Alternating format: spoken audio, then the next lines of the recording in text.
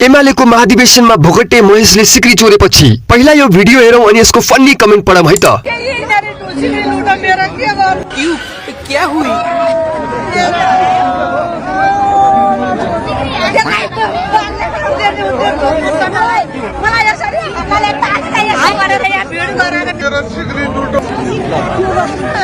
ल सुरु गरौं।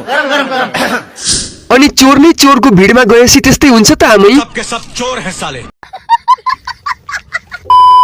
मासु खान गएको बुढी झोलमा डुबेर मरी भन्थे हो रहेछ। खत्म।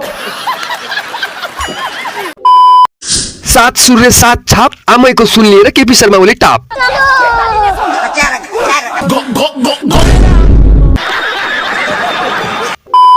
सिक्री चोर्ने महाधिवेशन इज फुल सेट, ग्यारेन्टी चोर चाहिँ भोगटे महेश बस्नेत। 200 को मासु भातको लोभले 2 लाख को सिक्री हरायो है। अरे बडे खतरनाक लोग हैं।